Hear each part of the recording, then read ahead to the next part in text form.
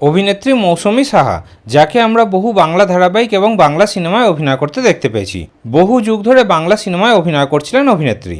তারপর অভিনেত্রীকে আমরা অনেক জনপ্রিয় বাংলা ধারাবাহিকে অভিনয় করতে দেখতে পেয়েছি। তার অভিনীত খোকাবাবু, গৌরী এলো এই সকল ধারাবাহিকগুলো খুবই জনপ্রিয় ছিল।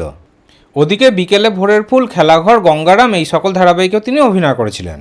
বাংলা ধারাবাহিকে কাজ করার সাথে সাথে অনেক সিনেমাতেও কাজ করেছিলেন তিনি। বেশিরভাগ বাংলা সিনেমায় তাকে নায়ক নায়িকার মায়ের ভূমিকাতে অভিনয় করতে দেখা যেত। আর এখন অভিনেত্রী মৌসুমী সাহাকে আমরা তুই আমার হিরো ধারাবাহিকে অভিনয় করতে দেখতে পাচ্ছি।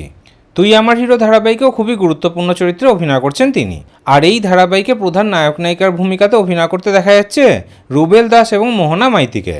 এবার এই ধারাবাহিকে দর্শকদের জন্য খুবই বড় একটা খারাপ খবর সামনে এলো। খবর পাওয়া যাচ্ছে যে তুই আমার হিরো ধারাবাহিকটি আর বেশি দিন টিভির পর্দায় সম্প্রচার হবে না। এবার টিভির পর্দা থেকে চিরকালের জন্য বিদায় নিতে চলেছে তুই আমার হিরো ধারাবাহিকটি। ইতিমধ্যেই ধারাবাহিকের শেষ দিনে শুটিং হয়ে গেছে। খবর পাওয়া যাচ্ছে যে মার্চ মাসের প্রথম দিকেই টিভির পর্দা থেকে চিরকালের জন্য বিদায় নেবে তুই আমার হিরো ধারাবাহিকটি।